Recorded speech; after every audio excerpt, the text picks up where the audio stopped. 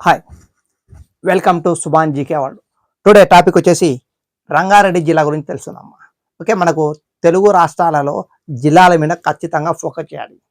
కాబట్టి మన దేశంలో రాష్ట్రాలు తర్వాత మన రాష్ట్రంలో ఏది జిల్లాల మీద కంపల్సరీ అడుగుతున్నాడు మా. ఓకే, సో చూసుకోండి మా ఒకసారి. రంగారెడ్డి జిల్లా పూర్వనామం వచ్చేసి అత్రబ్ బల్దా అని పిలిచేవారు మా. అత్రబ్ బల్దా అని పిలిచేవారు. ఓకే, అయితే 1978 ఆగస్టు 18న ఈ రంగారెడ్డి జిల్లా అనేది ఏర్పడింది మా. 1978 ఆగస్టు 15న ఏర్పడింది మా. ఓకే, అయితే ఆంధ్రప్రదేశ్ యొక్క మొదటి ఉప ముఖ్యమంత్రి గారు ఎవరంటే రంగారెడ్డి గారు. ఈ రంగారెడ్డి గారి పేరు మీదే రంగారెడ్డి జిల్లా ఏర్పాటు చేశారు మా. ఓకే, మా ఆంధ్రప్రదేశ్ యొక్క మొదటి ఉప ముఖ్యమంత్రి ఎవరంటే రంగారెడ్డి గారు, కేబి రంగారెడ్డి, కొండా వెంకట రంగారెడ్డి. ఓకే, మొదటి సీఎం ఎవరంటే నీలం సంజీవ్ రెడ్డి, సమైక్య ఆంధ్రప్రదేశ్కు. ఓకే, సో చూసుకోండి ఒకసారి. అలాగే ఇక్కడ 27 మండలాలు ఉన్నాయమ్మా. సో రంగారెడ్డి జిల్లాలో 27 మండలాలు. మూసీ నదిపై హిమాయత్ సాగర్ ప్రాజెక్టు కలదు.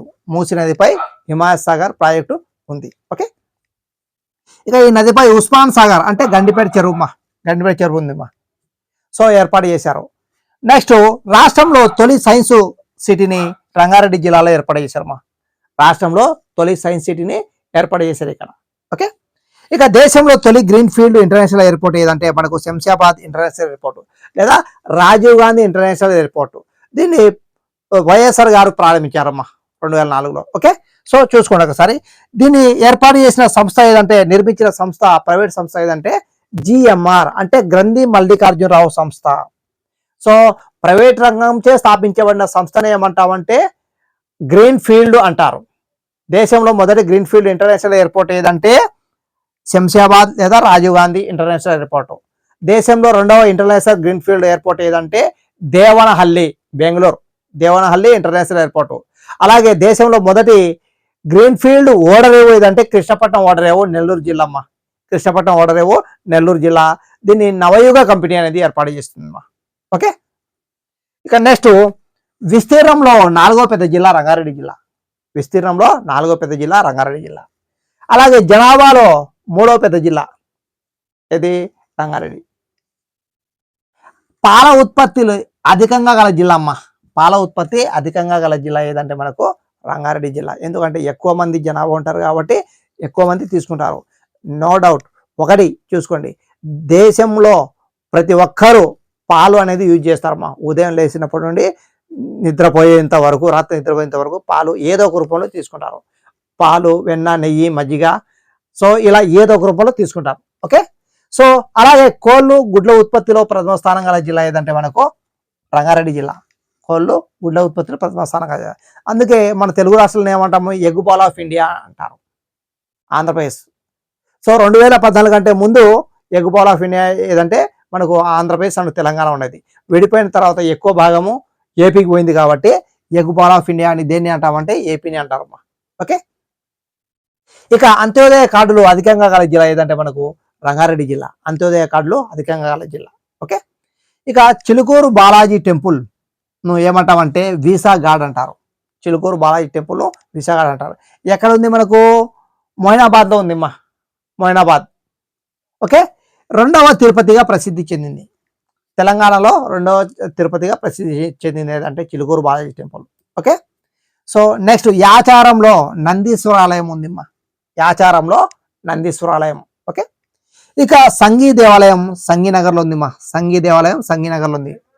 అలాగే జహాంగీర్ పీర్ దర్గా ఎక్కడుందంటే మనకు రంగారెడ్డి జిల్లాలో ఉంది మా. జహాంగీర్ పీర్ దర్గా. అలాగే అక్కన్న మాదన్న దేవాలయం కూడా మనకు రంగారెడ్డి జిల్లాలో ఉంది. ఎవరి అక్కన్న మాదన్న? కంచర్ల గోపన్న యొక్క మేనమామలు. వీళ్ళు ఆర్థికంగా కుతుబ్షాహీ వంశంలో ఆర్థికంగా ఎంతో ఎత్తు ఎదగడానికి తోడ్పడ్డారు వీళ్ళు.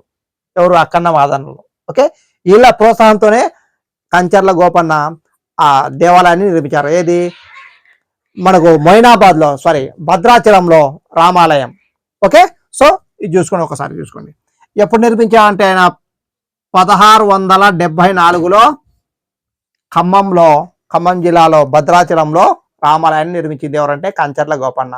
ఆ కంచర్ల గోపన్న గారు రచించిన శతకం ఏదంటే దాశరథి శతకం, గుర్తుపెట్టుకోండి. ఓకే, నెక్స్ట్ శ్యావళి దర్గా షాబాద్లో ఉంది మా, రంగారెడ్డి జిల్లా షాబాద్లో ఉంది.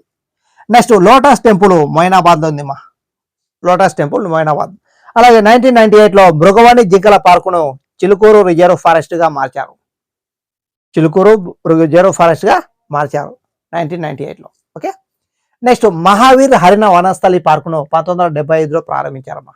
దేశంలో రెండవ అతిపెద్ద పార్క్ ఏదంటే మహావీర్ హరిణ వనస్థలి. ఓకే, ఇంపార్టెంట్ చూసుకోండి. అలాగే చినజీయర స్వామి ఆశ్రమం ముచ్చింతల్ శంషాబాద్లో ఉందిమ్మా, ముచ్చింతల్ శంషాబాద్. అయితే ఇక్కడ 216 అడుగుల రామానుజాచార్యుల విగ్రహంను ఏర్పాటు చేశారు. రామానుజాచార్యుల విగ్రహం ఏర్పాటు చేశారు. ఎవరి రామానుజాచార్యులు? భక్తి ఉద్యమానికి ఆద్యుడు రామానుజాచార్యుడు. ఓకే, ఈయన కులోత్తంగ చోళుడి కాలంలో ఉండేవాడు, కులోత్తంగ చోళుడు. ఓకే, సో మనకు దశావతారం సినిమాలో రామానుజాచార్యులు శిక్షించేది ఎవరంటే కులోత్తంగ చోళుడు. ఈ కులోత్తంగ చోళుడు ఎవరో కాదు, మన విశాఖపట్నాన్ని నిర్మించిన రాజు, వేంగి చాళుక్యులలో చివరి రాజు కులోత్తంగ చోళుడు. ఈయనంగా ఏపీ వద్దు అనుకుని, ఆంధ్రప్రదేశ్ వద్దు అనుకుని వెళ్ళి తమిళనాడులో సెటిల్ అయ్యి చోళ రాజ్యాన్ని ఏర్పాటు చేసుకుంటాడు. ఓకే, అతనే కులోత్తంగ చోళుడు. ఓకే, నెక్స్ట్ మాదిరెడ్డి సులోచన రచయిత్రి గారు శంషాబాద్లో జన్మించారమ్మా, మాదిరెడ్డి సులోచన. ఓకే, ఈమె నవలలు తరం మారింది, ప్రేమలు, పెళ్ళిళ్ళు, నెక్స్ట్ దేవుడిచ్చిన వరాలు, దేవుడిచ్చిన వరాలు. ఓకే, ఇక నెక్స్ట్ సంగం లక్ష్మీబాయమ్మ 1911 జూలై 20న జన్మించారమ్మా. సంగం లక్ష్మీబాయమ్మ 1911 జూలై 20న జన్మించారు. ఈమె జైలులో ఉండి రచించిన గ్రంథము నా జైలు జ్ఞాపకాలు అనుభవాలు, నా జైలు జ్ఞాపకాలు అనుభవాలు. కంపల్సరీ అడుగుతుంటాడమ్మా సంగం లక్ష్మీబాయమ్మ. ఓకే, ఇక NIRD national institute of rural development ఎక్కడ ఉందంటే మనకు రంగారెడ్డి జిల్లాలో ఉంది. National institute of rural development అనేది మనకు రంగారెడ్డి జిల్లాలో ఉంది. కాబట్టి ప్రతి ఒక్క వీడియో చాలా తక్కువ నిడివితో ఏర్పాటు చేయడం అనేది జరుగుతుంది. సో కాబట్టి ప్రతి ఒక్క పాయింట్ వెరీ వెరీ ఇంపార్టెంట్. మనకు కాంపిటేటివ్లో ప్రీవియస్ క్వశ్చన్స్ వచ్చిన దాన్ని బట్టి బేస్ చేసుకుని రాయడం అనేది జరిగిందమ్మా. ఓకే, కాబట్టి ప్రతి ఒక్కరు సుభాన్ జీకే వాళ్ళు సబ్స్క్రైబ్ చేసుకుని షేర్ చేయండి. Okay, thank you, all the best.